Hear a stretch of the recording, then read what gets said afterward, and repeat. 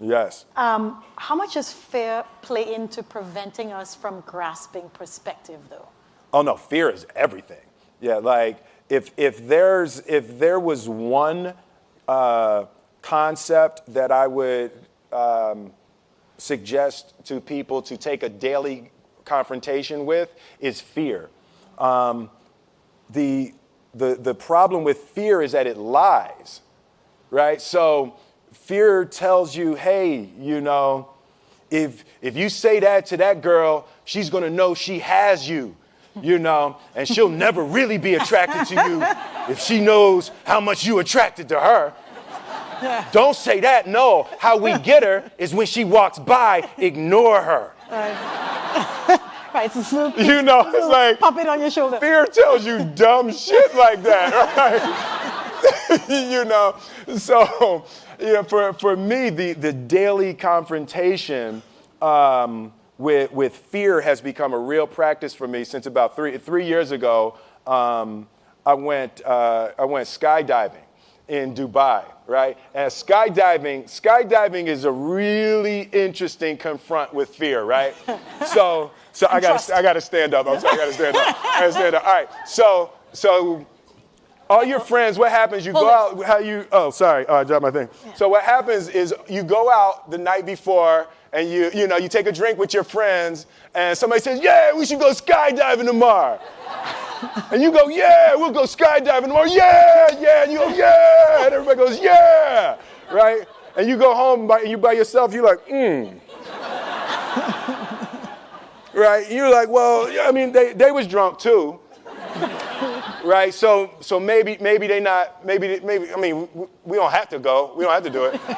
So then that night you're laying in your bed and you just keep, and you're terrified. You keep imagining over and over again jumping out of an airplane, and you can't figure out why you would do that, right? And you're laying there and you have the worst night's sleep of your life, but you still have the hope that your friends were drunk, right? So you wake up the next day and you go, down and you say where you were going to meet and everybody's there. You're like, oh, shit. All right, cool. Right? So you get in the van and you don't know that your friends had the same night that you had because they're pretending like they didn't. They're like, yeah, man, my uncle's a Navy SEAL and, this is going to be great. I've been looking forward to this. And you're like, oh, my God. And your stomach is terrible. You can't eat and everything, but you don't want to be the only punk who doesn't jump out of this airplane. So you get there, and then you have this safety brief. And you're standing there, and the guys will tell you, well, if the chute doesn't open, what's going to happen is well, why the hell, what could happen? That the chute wouldn't open, right?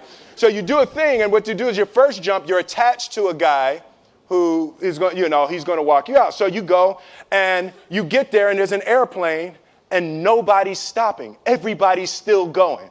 So you get onto the airplane, and you're sitting there, and it's extra because you're sitting on some dude's lap, some stranger.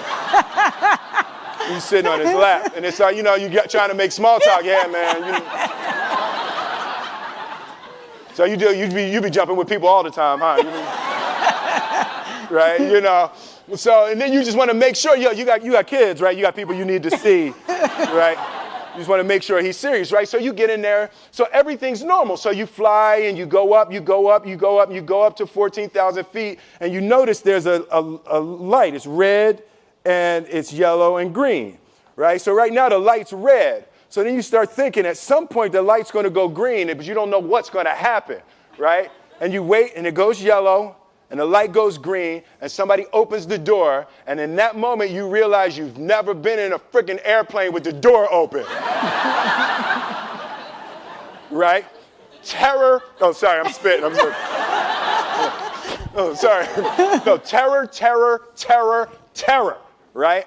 So you go, and then, if you were smart, you sat in the back so you don't go first, right? And then people start going out of the airplane. And you go, and the guy walks you up to the end of the thing, and you're standing, and your toes are on the edge, and you're looking out down to death. And they say, on 3. And they say, 1, 2, and he pushes you on 2 because people grab on 3, right? Right? And you go,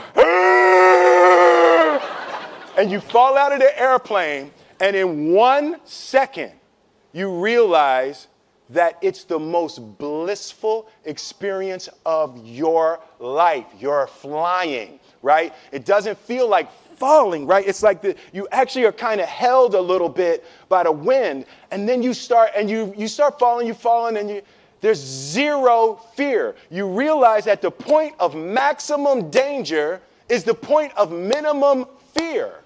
It's bliss. It's bliss, and you're flying,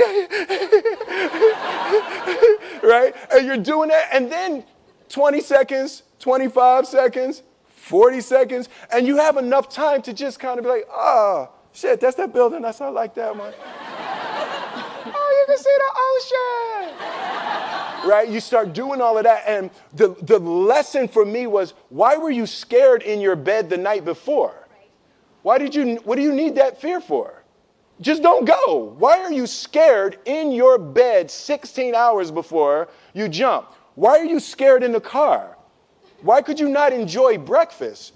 What did you need that? The fear is fear of what? You're nowhere even near the airplane. Everything up to the stepping out, there's actually no reason to be scared. It only just ruins your day.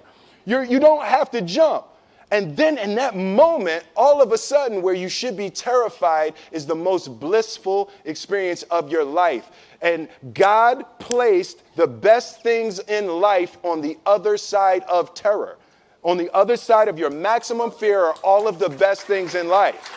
You know? Mm-hmm. So that was sorry. So that was, no, it was good. That was my experience with skydiving and fear. All right.